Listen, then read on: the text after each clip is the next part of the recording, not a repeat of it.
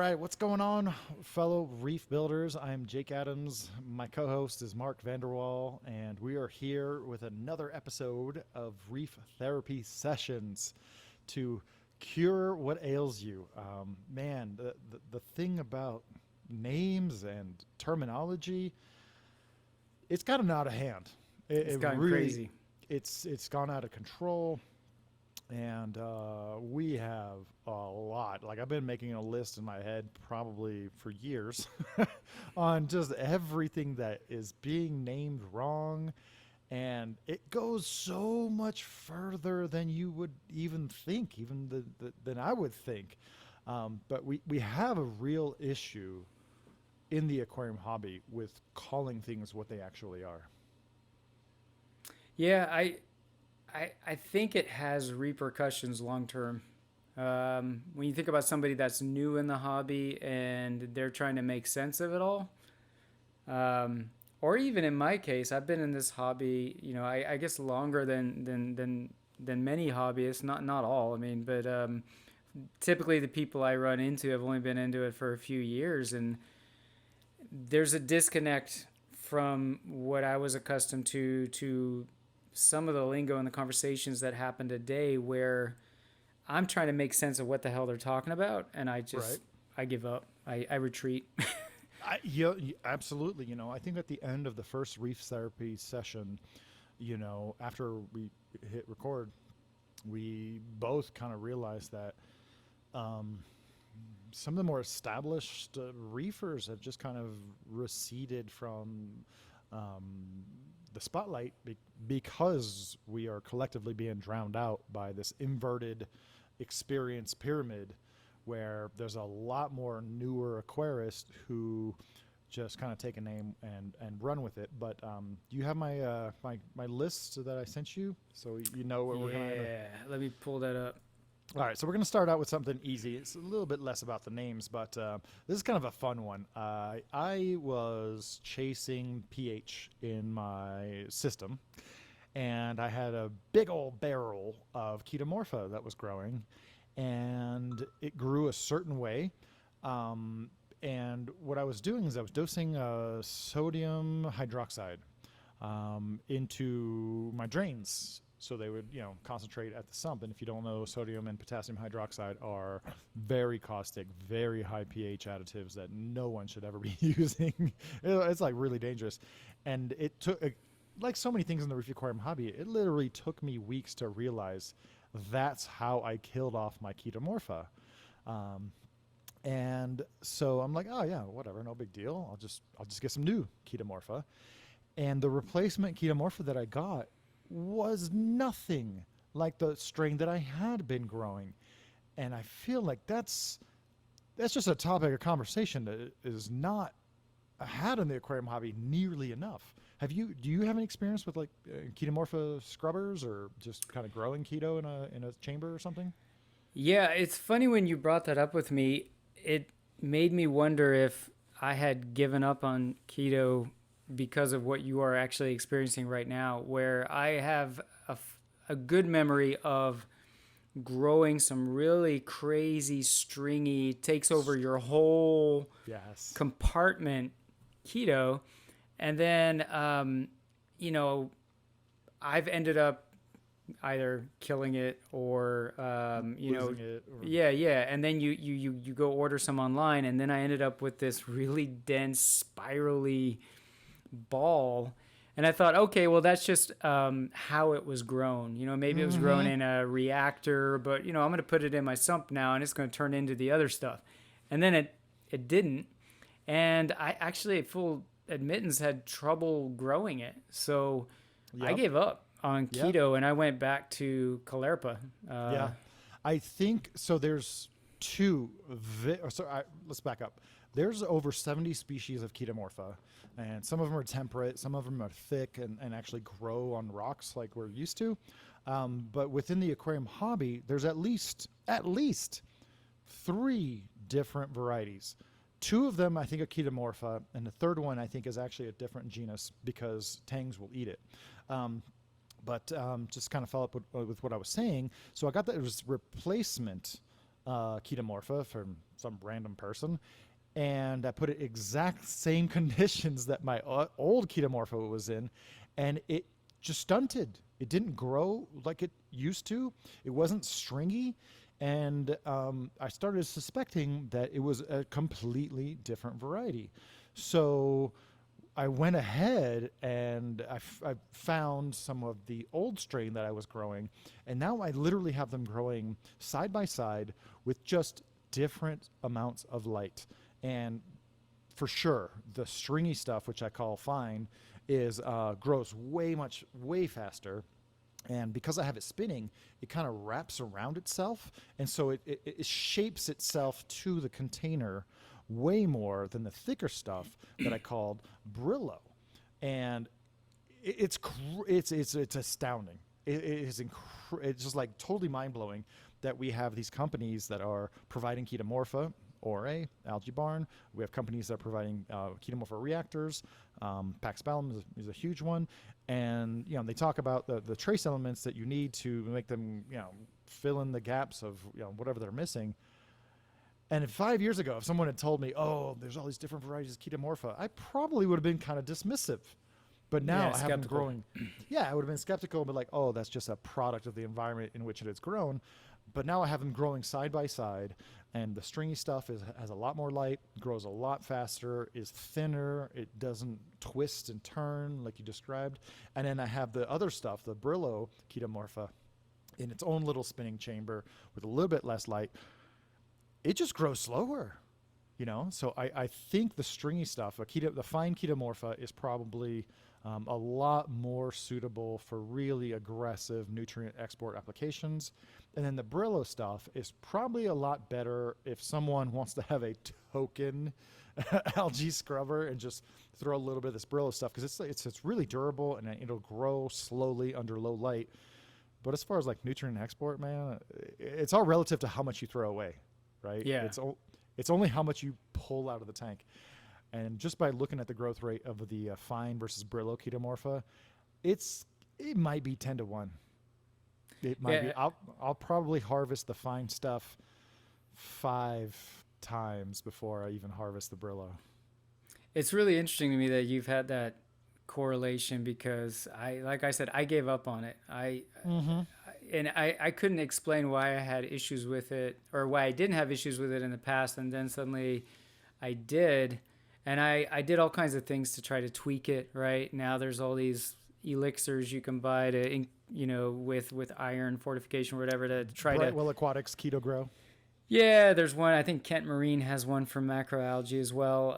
I tried dosing. I thought maybe there's some deficiency. And then, the light that grew the stringy stuff fine, I thought, oh, that's the issue, even though it grew the other stuff fine. So then I increased my lighting, right? Because, hey, more light on an algae farm just means it's going to export and grow more, right?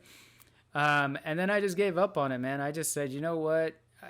Caulerpa has always worked. Yeah. Everybody freaks out about it going sexual and nuking your tank. And I don't know. I've had that happen to me, and I waited for something horrible to happen, and my tank got cloudy for an hour. I remember one time I had some Caulerpa. God, I'm so rusty on Caulerpa. Racemosa, right? Oh, that stuff's, yeah. The grape stuff. I remember I was watching my tank. Everything was fine. As I'm sitting there watching it, I noticed, hey, the water's a little greenish. I'm like, what's going on? And then I could literally, with my own eyes, watch the Racemosa. It was expelling its guts. They say it's going sexual. I don't know if that's actually the case, but that's why Racemosa fell out of favor. That one was prone to it for sure. Yeah. So that's kind of like the grape Caulerpa, and then I think Prolifera is a little bit more. Dude, I haven't seen actual Caulerpa in a long time. I haven't had Caulerpa in any of my tanks, or I'm going to say about 10 years. It's been about 10 years since I've had Caulerpa. And now that we're actually talking about it intensively, like, I need to get some and just throw some in a corner just for fun. But back to the Cheatomorpha, they're incredibly different. Like, so different. Like, I don't know if they're different species. I don't know if they're different strains. And I mentioned that there was 3 varieties. The only place online that I was able to find any reference to this was a website called livealgae.co.uk. So I'm guessing it's a British company, and they have they mentioned 3 varieties, but they said the third one was really fine. I think that's a different genus because they said it was palatable, like tangs will actually eat it. And I think that might be Rhizoclonium. So it looks really similar, but it's really fine. But the fact that tangs will eat it makes me believe that it's actually not even a Cheatomorpha. So, I mean, this just goes to show how much names matter. Yeah. Because if we're not talking about, if one person is growing the Phytencheatomorpha and has one experience, and another person is growing the Brillo stuff and has the experience you describe, but they think they're talking about the same thing. Or they're arguing with each other, and one thinks he or she's right, and the other person thinks they're right, but they're not. They're comparing apples to oranges, right? It turns out they were growing totally different algae. It's Yeah. I still, it's been about 2 weeks since I've had both of my Cheatomorphas growing literally side by side, and it's just astounding how different they are. And if you think that the differences are huge in algae, imagine how much they are with fish, how much they are with corals, how much they are equipment. But this whole episode is probably like a 1-hour rant on why names matter. Well, yeah, I mean, fundamentally, how do you have a fruitful discussion or a debate about anything if you're not even sure you're talking about the right thing or the same thing? Can I get an amen? Can I get an amen? Yes, this is why I have turned into like the coral naming police. You know, there's plenty of esoteric coral species for which we know what it is, but we don't necessarily need to know the name, and the name kind of switches around a lot. But for others, like, it really matters what the coral is, you know?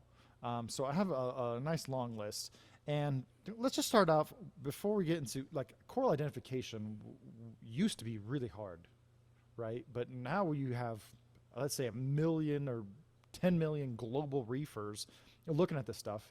We can come up to some consensus, right? I don't think that's too much to ask. Yeah. So maybe not necessarily in order, but like legacy coral strains. You know, when is it good? You know, for a long time we didn't have the resources required or necessary to call corals what they actually are. And this is probably where a lot of the funky coral names came from. But there's some legacy coral strains that people are adding their names to, that are well documented. And the one that gets my goat the most is like the Milka stylophora. Do you know what I'm talking about? Oh yeah, Jobert. Yeah, so this is one of the only corals we have from the Red Sea. We have 2 corals from the Red Sea in the entire Reef Aquarium hobby. We have Red Sea Xenia and we have Milka stylophora. There is no purple stylophora that isn't Milka. Okay, it's just not. I mean, there's purple-ish, but like as far as like metallic purple polyps, the Milka stylo is like 35 years old. It was collected. I think we had dinner with Jean Jobert about 2 years ago at a MACDA, and he told me, it was I think 1984. It grew at the Monaco Aquarium for like 10 years. Then it spread throughout Europe. Then ORA got a piece and shared it throughout the United States. And the Milka stylo is just, first of all, it's an amazing coral. It grows out of proportion with everything. Bright metallic purple polyps with yellow tips when it's really growing well. Oh, and it kills me when I'm window shopping for corals and I see somebody's put their name on it. I'm like, who are you? You've been keeping reef tanks for 5 years. This coral's been around for 35 years in an aquarium hobby, but you don't have the respect to do your research of what this coral actually is. So instead of doing your research, you just take the easy route and just call it Joe Schmo's purple polyp stylo. Yeah, that coral has more street cred in the reef keeping hobby than perhaps the reefer that is rebranding it, right? Absolutely. You know, right in line with it is purple digitata. Purple digitata is amazing, and I think people had a lot more respect for it when we were growing it under daylight spectrum with actually intense lighting. But since it's not fluorescent, it doesn't pop and fluoresce under the blue heavy LED lighting. It's just not getting the respect that it deserves. Dude, that stuff would go blue under Iwasaki's, I remember. Oh That my was lord. besides, of course, your blue mushrooms. I remember I went to, was it the Aquatic Wildlife? What was it called? It was Aquatic Wildlife Foundation, and it was in Tennessee somewhere, right? yeah, Cleveland, Tennessee. It was originally, I think, run by Dana Riddle, who lives here in Atlanta, by the way. Um, Shout out eh, to Dana Riddle. yeah, and I was, I still, I mean, I was all about the Walter 80 dynamic aquaria turf dump bucket scrubbers, and I remember they were using those there. So when I first moved to Atlanta, I drove up there, and they had their vats with big old 6,500 Kelvin metal halides, and they were growing that, and it was, I thought it was a different coral at first. I didn't know what it was because it was blue. It was blue. It Right. was crazy. Well, so, man, there's a purple polyp digitata with a dark brown base, and then there's like a blue polyp digitata with a light brown base. But I've seen the purple polyp being sold as purple digitata. Yeah. And if you have both of them under less than satisfactory lighting, yeah, they're going to kind of look the same. But if you're a vendor, you're supposed to be a professional, right? So I'm seeing purple polyp digitata being sold as purple digitata, and it's absolutely not the same coral, and it's just excruciating. This whole episode is going to be me ranting about coral names. Have you seen Well, other examples of some legacy corals just not being properly identified? Um, to a degree, I don't know. For me, the big thing is, I mean, honestly, I've tuned out, I think, more than you have because I'm not really that involved in the professional side of this hobby, right? So when I go on these websites and I'm like, I don't even know what you're talking about. I see ultra this, ultra that, insert some weird reference to some pop culture thing, and then blah blah blah coral. I'm already lost, right? So Yeah, um, I haven't there's seen definitely so. Or, I mean, I know what you're saying. I definitely can see as being true. I have not particularly myself seen that. I do feel like that sort of happens with the Micromusa and some of those, what we used to call Lord Howenses, like that, like they like every website or reef vendor has its own name, but it all looks the same to me. And so maybe that's me missing the subtle difference, but to me I'm like that could just be lighting or there's a lot of factors at play here, right? So I guess I'm just of the opinion it's like either you learn the scientific names and you describe the coral as it is, or you come up with, a catchy name that is going to stick with that coral, right? I have seen green mouth orange leptoceras that was not jack-o'-lantern being sold as jack-o'-lantern, right? So some of these corals, like the Milka, they have just such an astonishing pedigree, more yeah. than any saltwater fish, more than any invertebrate. And either stick with the scientific names or stick with the trade names. But then some of the trade names become generalized to the point where any greenmouth orange leptoceras is a jack-o'-lantern. Mm-hmm. But is it the real jack-o'-lantern, that was brought in like 12, 13 years ago that grows like crazy that everybody recognizes? Or is it this other strain that you have just slapped a label onto? Another great example is a weeping willow leather coral. That was an internal name that I applied to a very long polyp strain of Sarcophyton and that I enjoyed and that you saw in my college tanks back in 2004, 2005. Yeah. Amazing specimen. I did a post about it probably 2012. Yeah, it's kind of cool. I did another one in 2015, 2016. It's kind of cool. I did a couple, and then I did a video a couple years later. This is probably like 2017, 2018. And something snapped, something clicked, and people started calling all manner of long polyp leather corals the weeping willow. I'm like, yo, you just stole my name. This is my strain. What are you doing? What are you freaking doing? And they were applying it to corals that were not the same So at you're all. gonna laugh. I did not buy it because of the proposed pedigree in the name, because I knew it wasn't what I've known that coral in your tanks, yeah, for since you were, I think, in South Carolina, if I Yep. recall. So I know what a weeping willow is and what isn't, but I did buy this leather coral just because I thought it looked cool. But it was called a Japanese weeping willow, and of course, there's like this whole thing about these soft corals that are lime green that are Japanese, and it just cracked me up because I thought, oh, so now we have a Japanese weeping willow.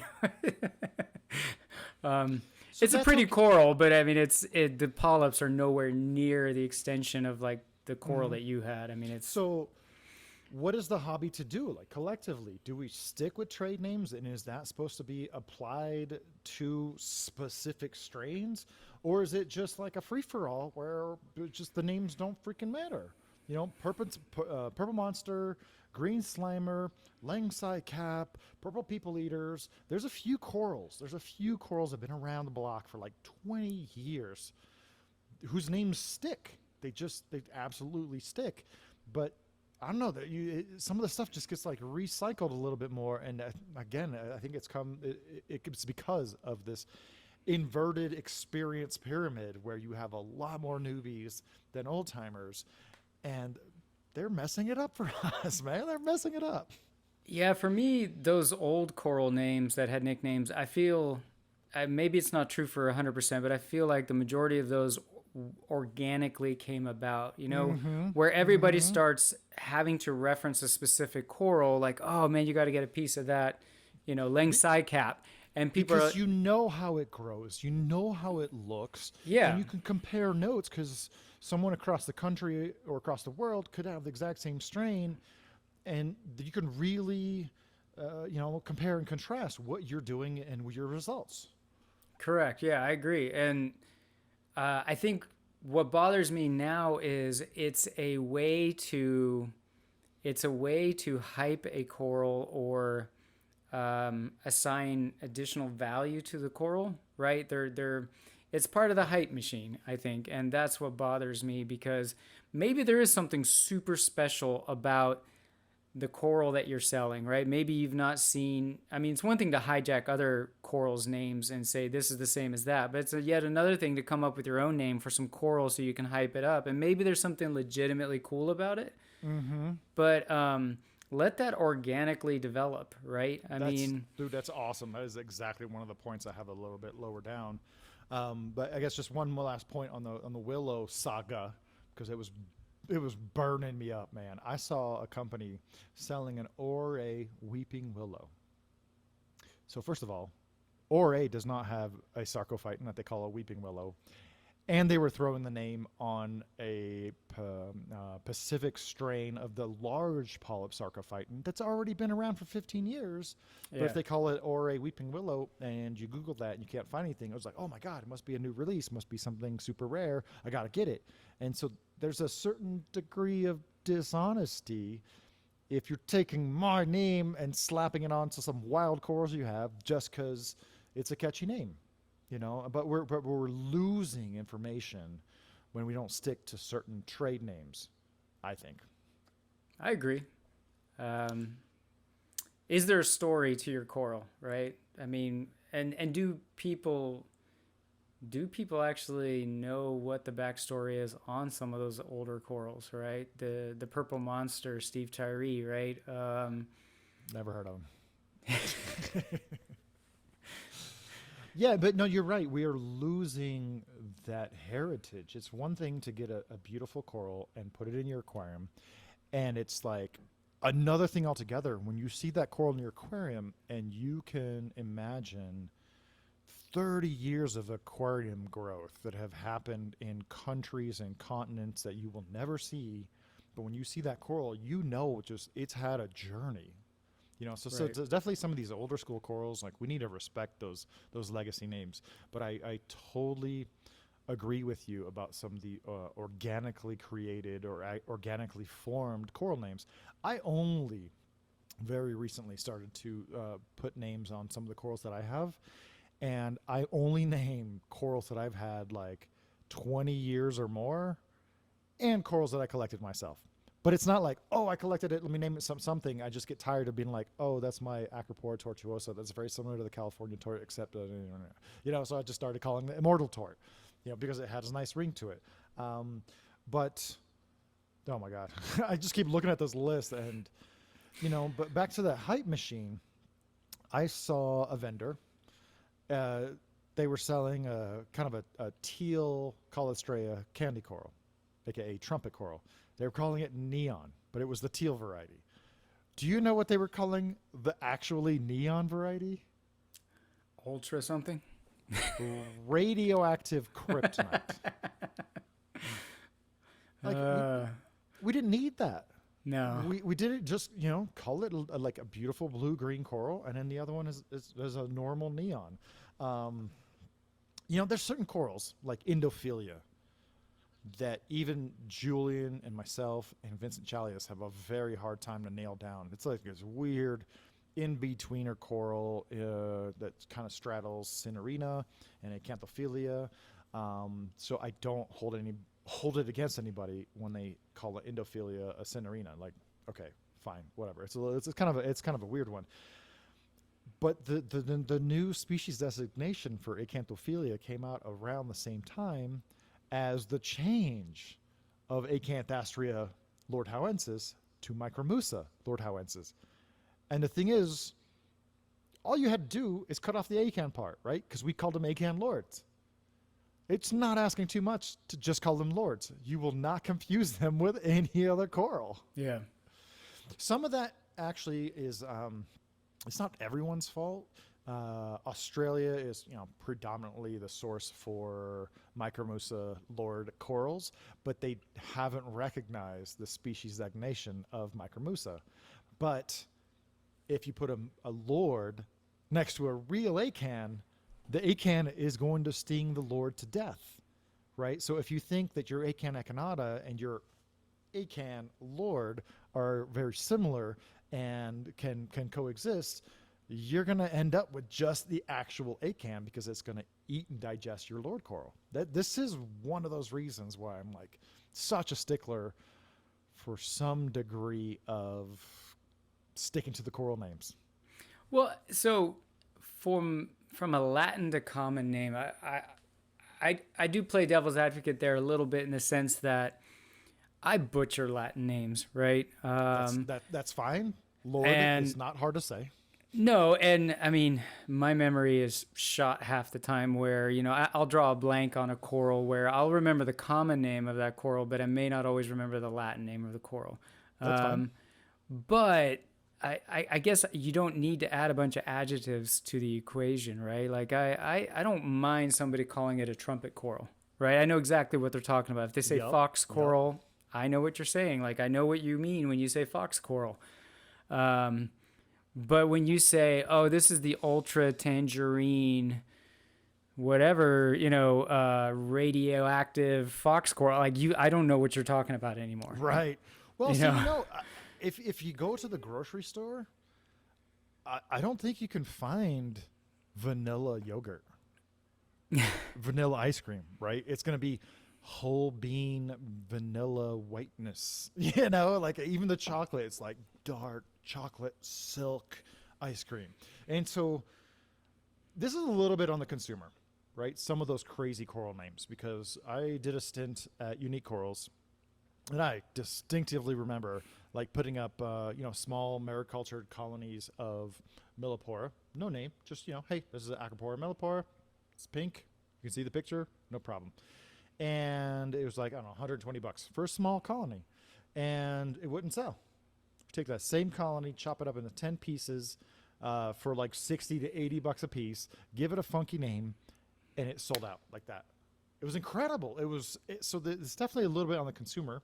And my wife actually works at one of the nicer stores in town, and just every week she tells me, people come in and is like, oh, what's that called? Not what is the name of that? What is that called? And if it doesn't have a fancy name, they're just like, I'm like, just look at it. It's beautiful. It's colorful. It's healthy. It's like 30 or 40 bucks if you like it or not, but yeah, there's a weird consumer side of things that is driving this, hard to navigate naming landscape. Do you feel part of it too is the difference between a chop shop and a propagation place? Like, if you are, I mean, you hit on this earlier, right? You take the Cali tort, right? We're not we're not propagating these corals sexually, right? We are fragging, asexual propagation. So like you're getting a copy of a copy of a copy. So there's this lineage there, which in its, and that makes it super cool, right? You think about the history of that coral and where it's been, and you got a piece of it. But I feel like a lot of times in the past, these places, they would take these corals, they would grow them, frag them, grow them, frag them, and you were getting a guaranteed piece of that lineage. Whereas I feel like the easier way to make money is get some colonies that glow interestingly under a blue light, chop those colonies up and assign it a crazy wacky name and market the crap out of it on Instagram. Maybe I'm off base. No, you're totally right. I could take my almost 20-year-old strain of California tort. I could, cook it under intense blue lighting, take a photograph with the orange filter, boost all the levels super high, give it a fancy name, and outside of the Reef Builders or Jake Adams cred, if I just presented that to somebody as something new, they would be wildly excited about it. If somebody really got some momentum going on something called like ultra nuclear radioactive torch, and I hit up that person, I'm like, I'd like to buy a frag of that, and I'm gonna take that frag and patiently grow it out and start farming it so that I have clones that I can sell. I'm going to lose out to the guy that's just going to bring in a bunch of wild colonies that resemble what that guy had, and just chops them up and calls it the same thing, right? Yeah, there's definitely a moment happening right now with the euphyllias where torch corals have names and stratospheric prices, but hammer corals, frog spawns, they don't have any silly names. There's no named hammers, and there's like 10 new torch coral names per day, right? And here's the interesting part. Like, I have a Holy Grail torch. I bought it as a Holy Grail torch. Someone else found a Holier Grail torch. They just called theirs a Holy Grail torch and renamed the torch that I had the Dragon Soul. But just because they have a little bit more clout on the reef scene, my coral, which was once a Holy Grail, is now a Dragon Soul. But now both Holy Grails and Dragon Souls are being farmed in mass from the ocean, but they don't necessarily reflect either the exact appearance or the growth preferences and behavior of what was once called a Dragon Soul or Holy Grail torch coral. It's really just kind of frustrating. And how do you navigate that? What is a dragon soul? Like, what makes a coral look like the soul of a dragon? I'm curious. Oh man, again, it's just like every time we come up on one of these points, like I'm just overwhelmed with everything else that's wrong. Like, I have an orange-ish torch coral with green tips. And I think that's your Dragon Soul.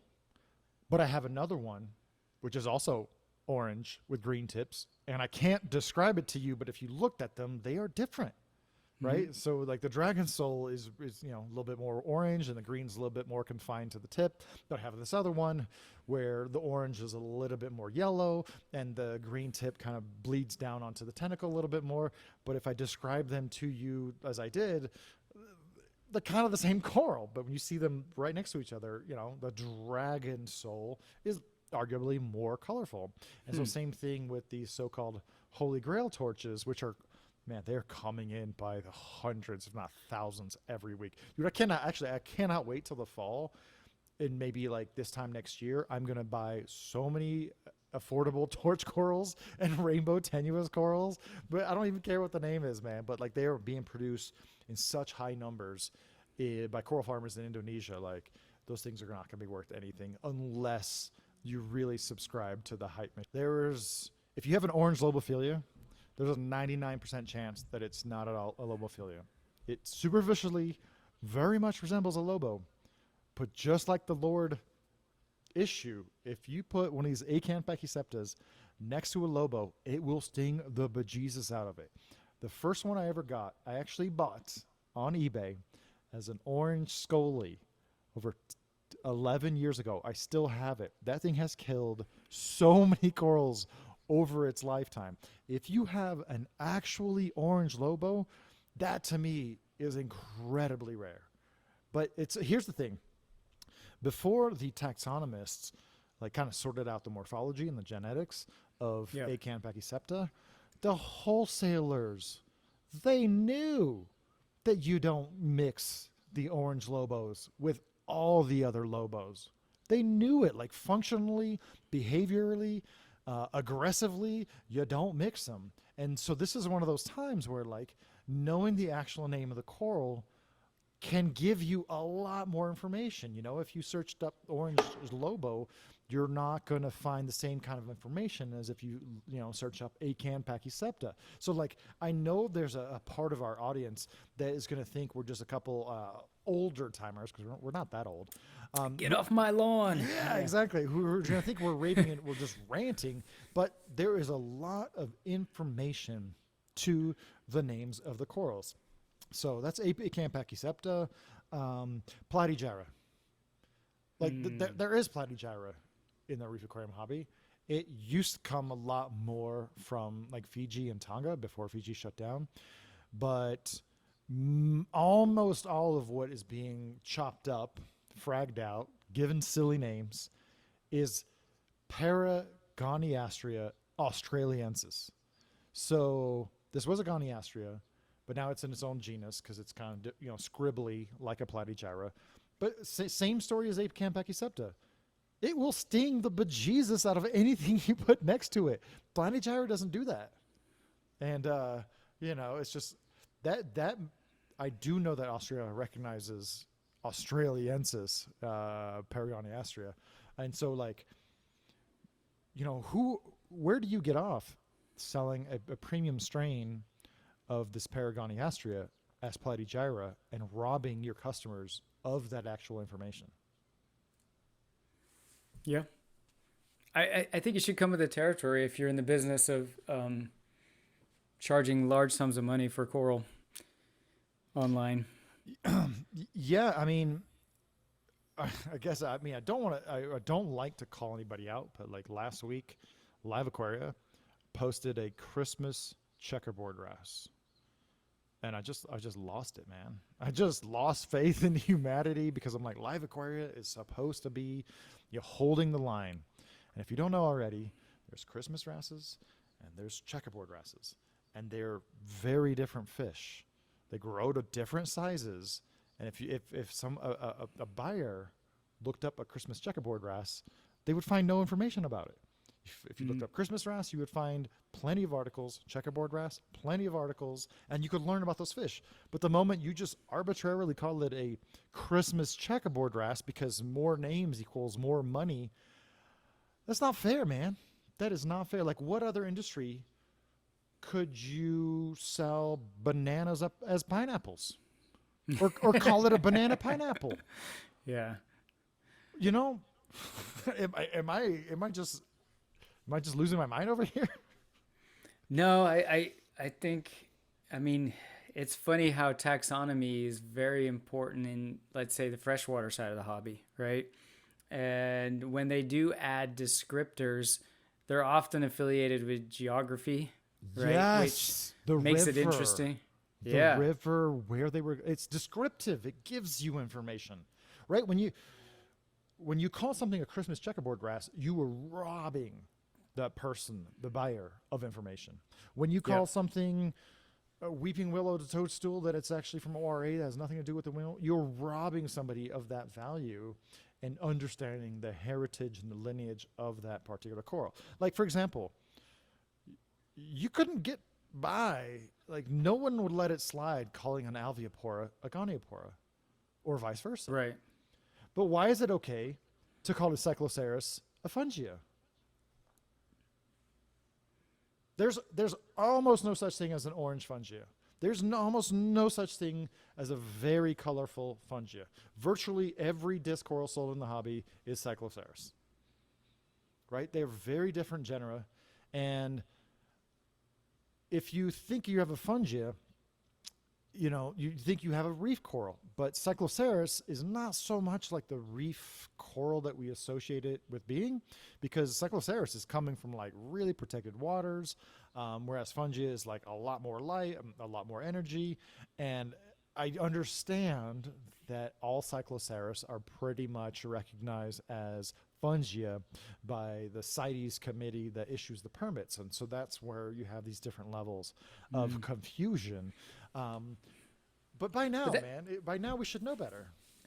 But even so, if you want to group them into a common name, right? If you want to refer to a plate coral, and it could be either, that doesn't bother me too much, right? It's just a generic name for maybe a type of coral. But yeah, you highlight the fundamental difference in their habitat, in how you should go about thinking about how to grow them or light them, right? Those things are different. I mean, and part of that too, I think. I don't want to go off on this tangent. I just want to throw it in. Just go for it, man. Well, no, it's. I said this like.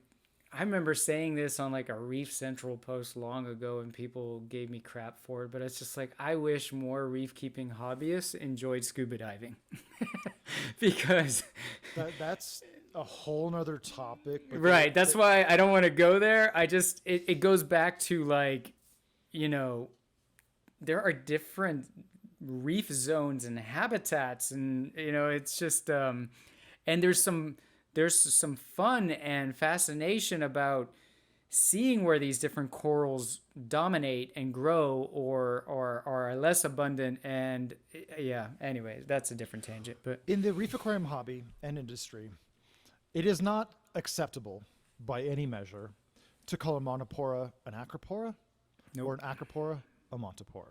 It is not acceptable to call an alveopora a goniopora or vice versa. So why are we okay with cycloceras being called fungia, especially since they have very different ecological niches? Yeah.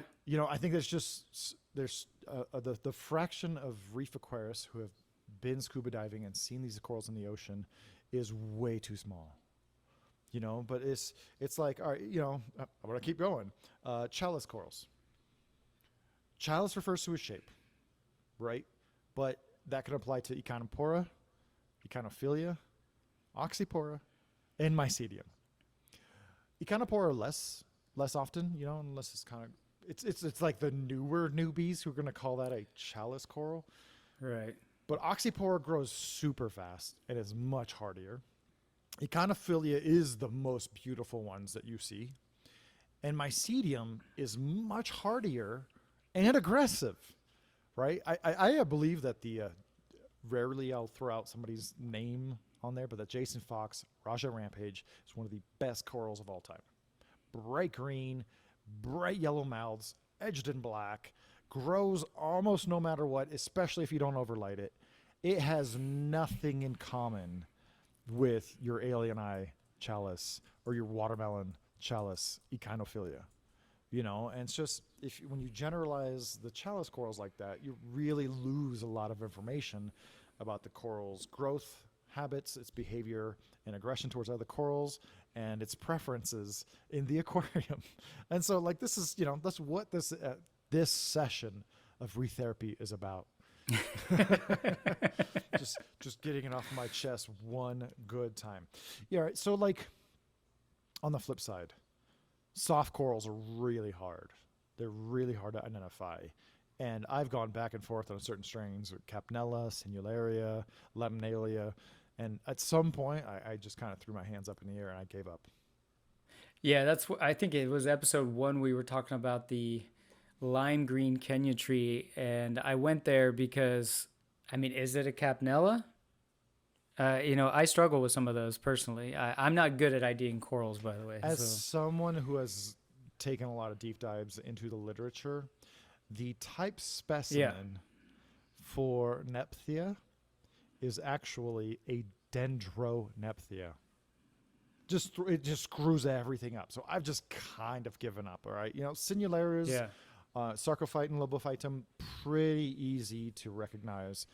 yeah, Outside of Sinularia, like Capnella, Lemnalia, like man, Cladiella is another easy one. Clixum's kind of easy, but it gets really tough because like if you want to drill down as much as you possibly can, you really have the Dunning-Kruger effect. Is it Dunning-Kruger or yeah, Dunning-Kruger effect? You know what I'm talking about, right? yeah. Yeah, tell our viewers what the Dunning-Kruger effect is. Well, I take a sip. So it's where you aren't aware of what you don't know. So usually it's assigned to somebody who comes off as arrogant and a know-it-all, but it's because they are completely oblivious to the fact that they are missing so much information, right? Um, We see this all the time on forums and bulletin boards where someone comes in super energetic because they've spent half an hour reading the top 3 Google search results on a particular topic, and now they're an expert.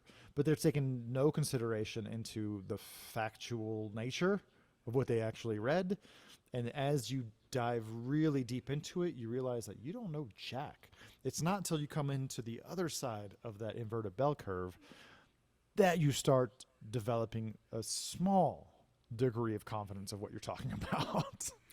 yeah, it's the opposite effect, right? The more you learn, the more you have wisdom, the more humble you become because you just realize how little you really know. Like referencing the Varan books behind you, right? When I got that set, right? And I wonder how many reef aquariums. Well, I guess it's out of print, but I wonder how many reef aquariums have it. But I don't think they care anymore. yeah, They want this version with made up names. Made up names that they're not going to stick to. but that book was humbling. I realize how little I know. I mean, yeah. Anyway, it's I'll keep going. Rock flower anemones is nuts. There's not such a thing. For my entire aquarium career, they were simply flower anemones. Epicystis crucifer, which has been changed to Helianthus crucifer, flower anemones. They're just flower anemones. You know what rock anemones are, right? I always refer to those as the weedy anemones. I mean, that's more. Aptasia. Yeah. Common name of Aptasia is rock anemone. So when people started calling them rock flowers, and this is just What's the other one? The not Aptasia. Curlicue? Yeah, no, there's the Mayanos. I kind of they're a little different, but I just yeah. always call them Mahanos. Yeah. Yeah. So it's like you can't blame the collector for trying to come up with fancier names, but it's like really frustrating. With my entire career, flower anemones were flower anemones, and I was picking out the slightly colorful specimen that I knew would turn green or turn orange, and then they become a thing, and now they're rock flower anemones, and they're $200. But that has since subsided, and I don't think you can get more than $100 for like the best flower anemone you've ever seen.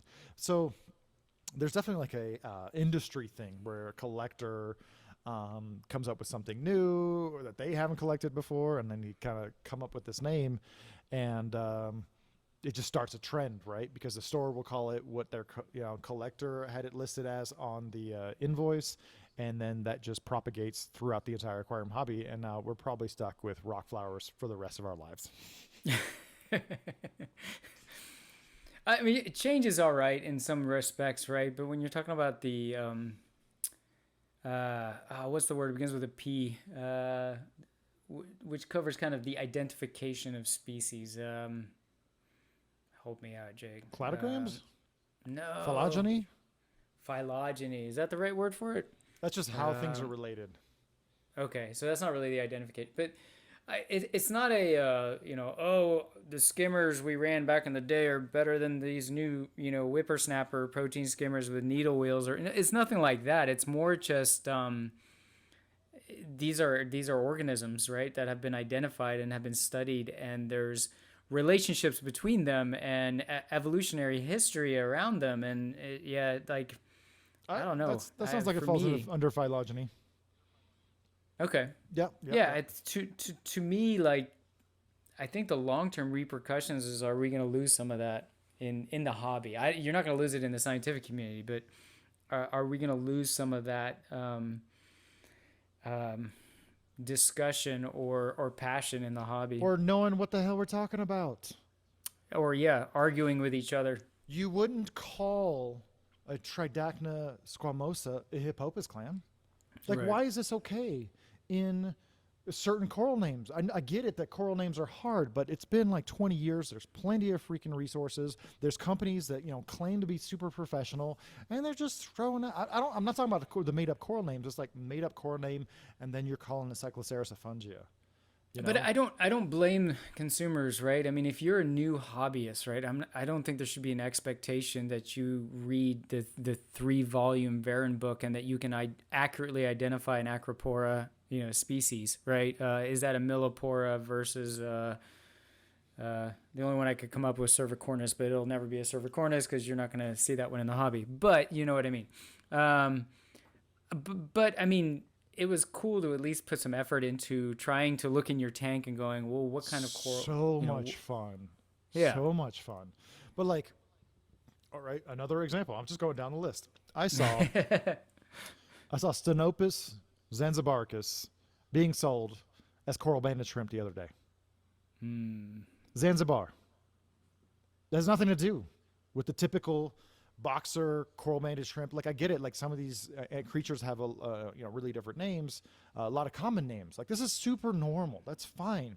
But I'm not even talking about companies been around 2-3 years. I'm talking about companies been around like 15 years, and they have a Zanzibar shrimp that they're calling a coral banded shrimp, right? A coral banded shrimp is going to grow a lot larger and be a lot more active and has a lot of documentation in the reef aquarium hobby, and they're just being lazy. They're literally just being lazy by not being like, oh, hey, those spots look quite different. Zanzibar coral banded shrimp is not going to grow nearly to the size, and it might get eaten by the tank mates you would put with a normal coral banded shrimp. It's just like down to the line. I get it that corals are hard, but like shrimp and clams are pretty easy. Actually, you almost never see a squamosa listed as a crochet.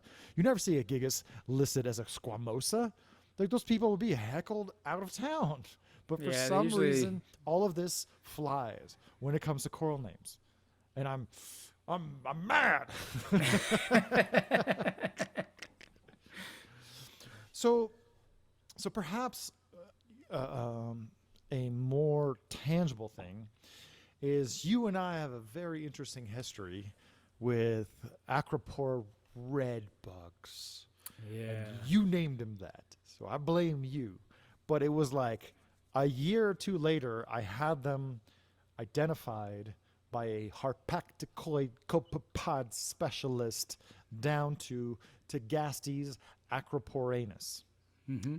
Right? This really matters because we know that they're copepods. That means we know that they're crustaceans. That means we know that you can remove them with interceptor.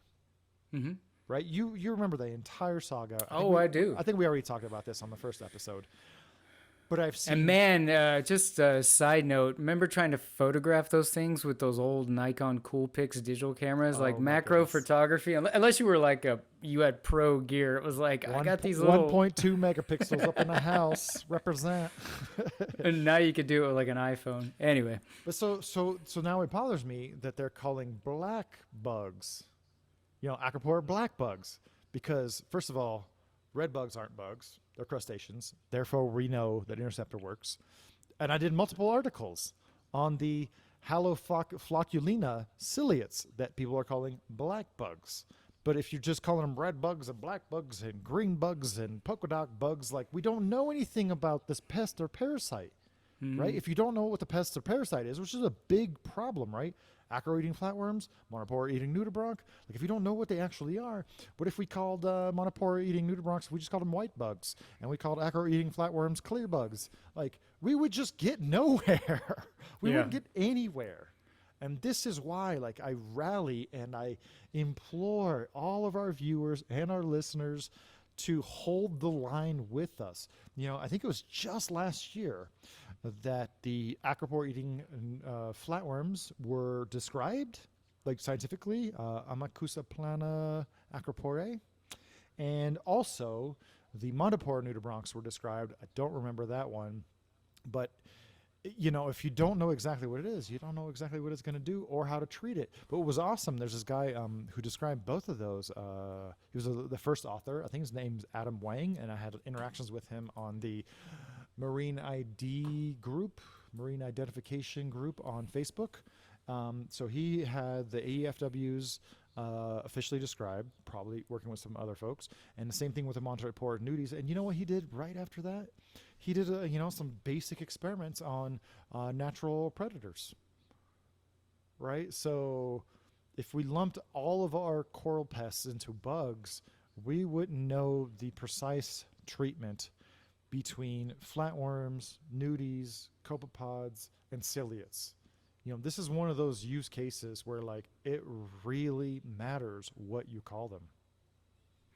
Well, and there was a time, not to get on the get off my lawn rant, but where the hobby was actually challenging science, So what, much. right? I mean, we were a contribution. We were contributing to the Mm-hmm. overall knowledge, and how do you do that when when you start misidentifying things and you come up with all these crazy names? It's like, yeah, we're not part of the discussion anymore at that point. We're not even. Yeah, I mean, maybe they'll use some of our equipment to grow Yeah. some Caribbean corals, but it's like, forget those guys. Yeah, this is a big point. Like, there used to be a lot more discourse between the dedicated aquarium hobbyists and the coral scientists and ecologists who tried to understand the corals, and we could give them feedback. But if you're, calling your zoanthids purple monkey dishwasher, you're just going to lose a scientist almost immediately. Like that's just not useful. But I kind of to bring it back full circle, it's like, when is it appropriate to give a coral a arbitrary name?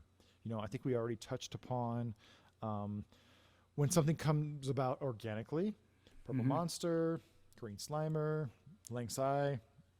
Um, but if we look at comparable hobbies and industries, you don't name plant clones. You Right. name plants that you've crossed or bred or hybridized.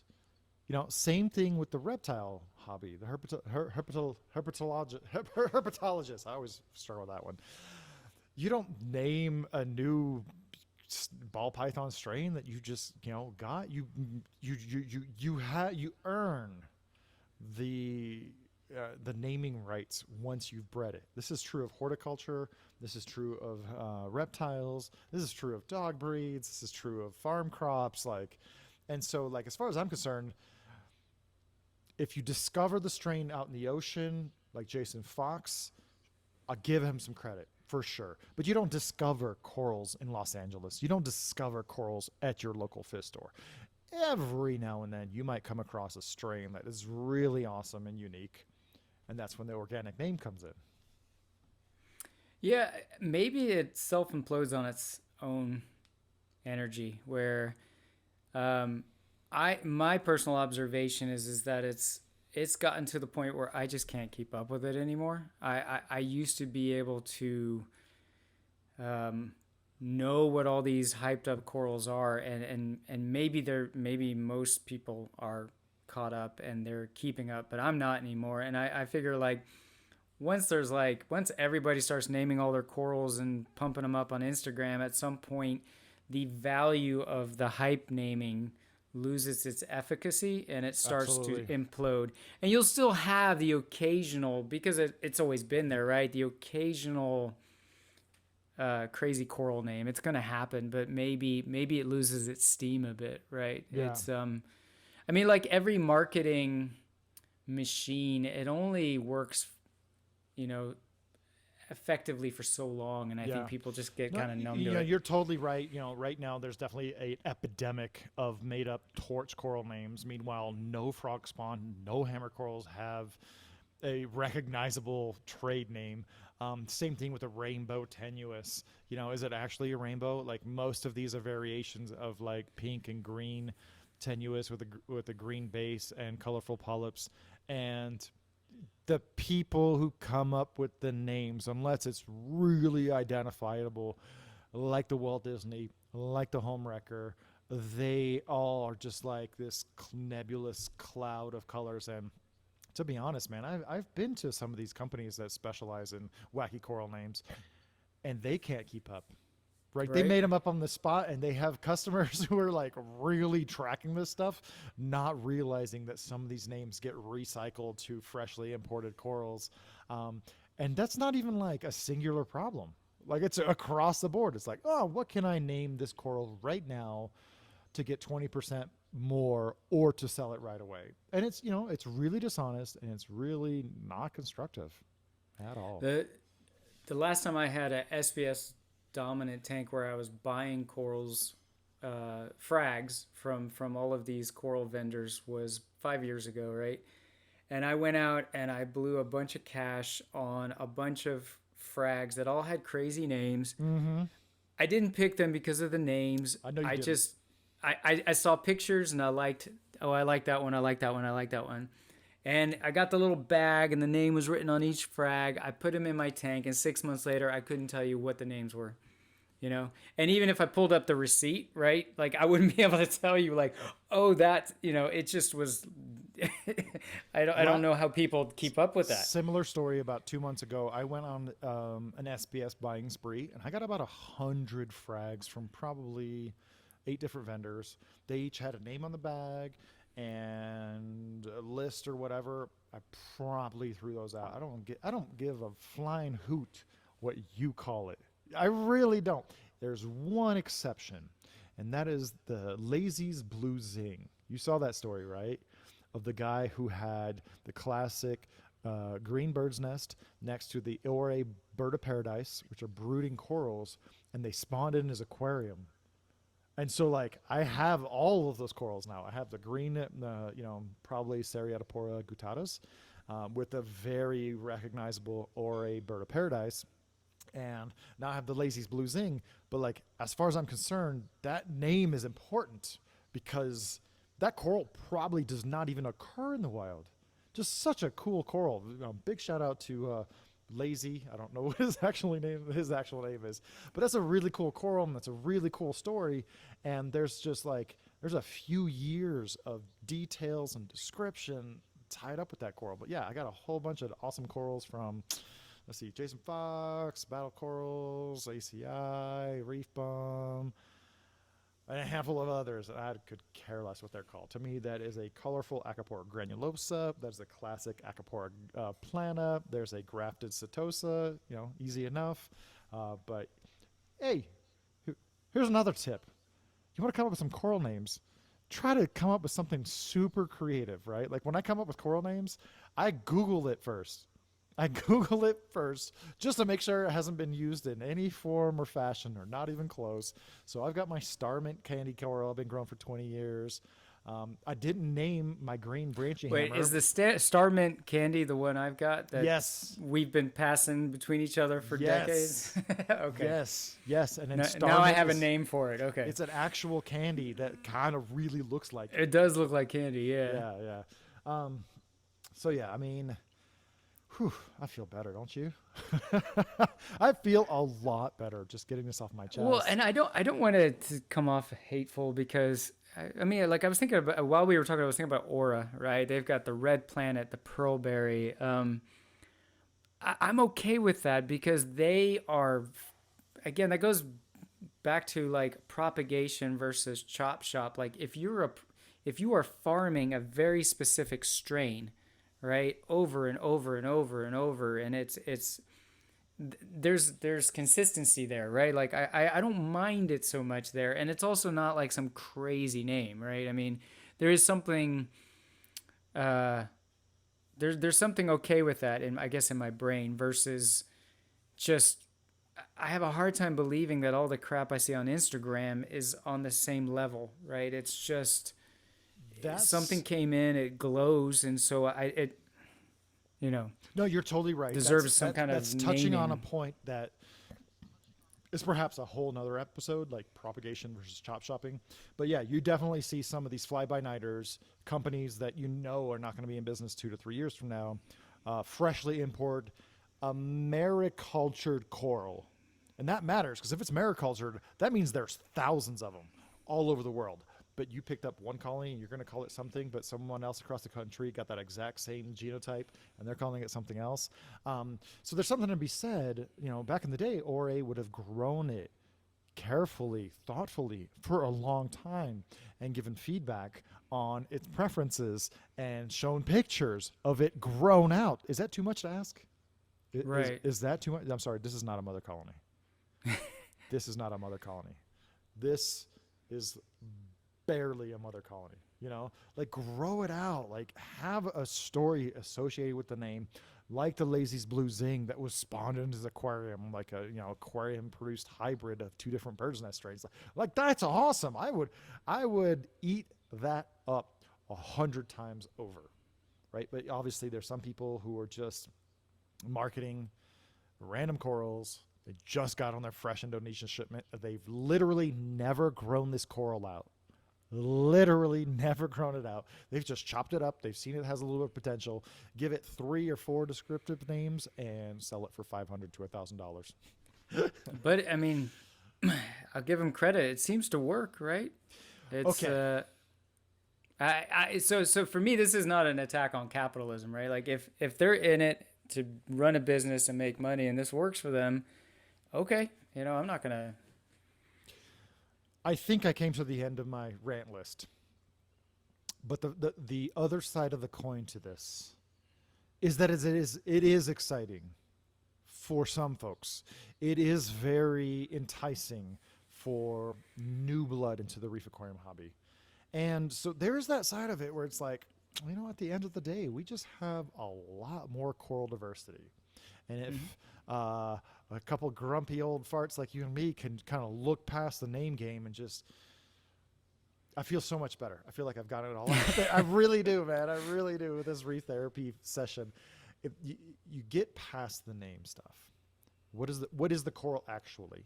Like, I'm never going to give you hype dollars for anything ever, because I know that if it's a real down home, reliable coral, like the jack-o'-lantern, like the Raja Rampage, like the Langsai, a few, or the Sunset Monty is a perfect example. First frags of that were like $400 freaking dollars. Oh, And yeah. 5 years later, it was like 20 for a chunk. And now you can come into a store and find a giant rock that someone's brought in, and they'll give it to you because they want it out of the display, because no one else is going to even buy it for $10, So there's absolutely a flip side to this hype game and getting more diversity into the coral hobby. But if you can just kind of look past the goofy, useless names, there's a lot of great corals at the end of the day. I think it's more fun, personally speaking, if you dive into the particulars of the corals and you get away from Yes. the collectoritis. In Yes, my opinion, exactly that. you know, um, my favorite corals in my tank are the ones with history, right? So that's why I'm the most. We have great conversations, but my tank is probably the most boring tank to most people because I'm growing corals that I've been growing for ever. I've got your damn hammer coral. I can't get rid of that. 20 Every years, time still I going. remove it, some little piece of it just shows up in my tank, and I got hammer coral again. And I got nothing against hammer coral, but it's the one coral that for some odd reason my skin gets, like, I get stung by it, and Right. I get a reaction. And so I decide, okay, I'm not keeping hammer coral anymore because it don't like my skin. Yeah. But that sucker just grows back in my tank every flipping time. I don't know where it comes from. I need Anyway. to name that thing. The immortal hammer Immortal. coral. It'll be the It is first. immortal. It is It'll be the immortal. first hammer coral with an actual name. But yeah, like I don't want us to come off as a couple grumpy old get off my lawn style reefers. There is absolutely a silver lining to the hype game. Just don't get caught up in it, man. If you like a coral and the price is right and it's healthy and you like it, just buy it. I definitely prioritize corals with history, with legacy, and that I can see from 20 to 30 feet away because I have a lot of tanks. And definitely with the coral name game, there's too many people that are, as Vincent Chalius would say, they're buying a photograph. They're buying into a club, right? So that they can get on the forums and say, oh, hey, I got a piece of da da da da. And then they show the picture and you're like, what? That's a little brown turd. That's nothing like what it's supposed to be. But there is a silver lining to the hobby really being intensively propagated, whether they're cultured or not. At the end of the day, lifelong reefers like you and I, we're just gonna have more corals to pick from down the road. True. Yeah, yeah. Especially with all these rainbow tenuous and holy grail torches. We're going to have so many strains to pick from like 1 or 2 years from now. I mean, I've seen some of these holy grails that look not that much different from either a green torch or a really yellow torch. Going for like $500-$600 a polyp. See, and that's 2,000, 3,000 for a mini colony. You back up a little bit, it doesn't really look any different from like a very healthy green torch or a very healthy gold torch. But the value is only there when you can turn the lights all blue, add the orange filter, bring in your macro photograph, throw in a Photoshop, boost the levels, and then share it online because then you're part of the club. yeah, but it's I don't know. There's a lot of good music written about this now, about how we view the world through our phones now, right? It's like I'm admiring my reef tank by the photograph on my phone instead of sitting on a couch and just staring at the forest instead of the tree. But I also, for me, it's been kind of comical because I keep trying to go hide in some corner of the reef keeping world that nobody gives a crap about. Maybe it's a bit pretentious, right? It's like when you like a band and then everyone starts to like that band, so you're like, now I hear that band on the radio, so I'm into this band, right? Coldplay. I played out Coldplay before they ever hit the radio. Modest Mouse. I have a Coldplay record where he's holding a Cycloceras. Yeah. I have it framed because I thought, how cool! It's like, Yeah, I remember you and I like kind of freaking out over that album cover. 2001. We're just like, how is this on an album cover? An orange Cycloceras, clearly. And the album was called the Blue Room EP. Yeah. And we were like, oh, he's speaking to us, man. Yeah, we know what's going on. Oh, very cool. Well, no, but I've gone and hid in different nooks, right? It's like, oh man, these SPS guys are getting kind of crazy. You know what? I'm going to get into the LPS zone. And then the LPS zone got crazy. And it's like, oh man, these guys, I don't know. I'm going to get into softies. And then the bounce mushroom showed up and I was like, man, there's nowhere to hide. At the end of the day, if you really enjoy the name game, just make sure the name matters and it kind of means something. I love to use Jason Fosslin as an example because him and I and just like a handful of others have collected our own corals from the reef. We didn't discover these things at a frag swap or at the LFS. But if a coral speaks to you, don't just slap a name on it and try to Instagram hype it out. Just enjoy it, man. Just enjoy it yourself. You don't have to have a photograph of it to bring value to it. And then I think that will definitely increase the lifetime experience and enjoyment of your reef aquarium. Truth. Yeah.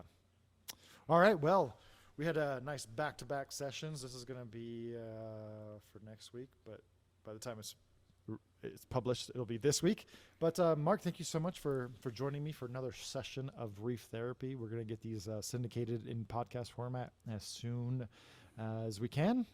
And I think we have a lot left to talk about, but it's always a very lively discussion. So thanks for being a part of this, and thanks to all the viewers and the listeners who are giving us the feedback of how much this is improving and increasing their enjoyment of the reef aquarium hobby.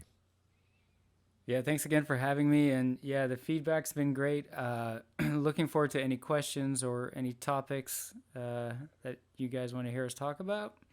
I'm up for any good, lively discussion. Yeah, instead of doing like a full-on live format, we haven't had that many bona fide questions. We've had mostly comments of people saying how refreshing it is that this is not live, that we are absolutely deep diving into these discussion topics. So if you have some good questions, man, throw them out there. And instead of doing full on live stream format, maybe we're gonna collect a handful of these questions into a single episode down the road. Sounds good, man. Well, when are you getting your reef tank? I have no clue, man. I'm trying to be patient because I know obviously Texas went through a bit of a ringer with the snowstorm, and that obviously impacted Planet Aquarium as well. I'm trying to I've heard there's a glass shortage. I've heard some of the bigger brands like Marineland and Acriona are having trouble sourcing glass. Hopefully Planet is not impacted by that, but I got everything else, man. My spare bedroom is filled to the top with every piece of plumbing I need. I'm ready to go. I just need the tank. I am very glad that you have a new aquarium in your future, because that's just going to give us so much to talk about and lots of fun gear for me to throw your way. So, Mark, let's go ahead and cut this off, and we'll pick it up again next week. All right, man. All right. Peace. See you.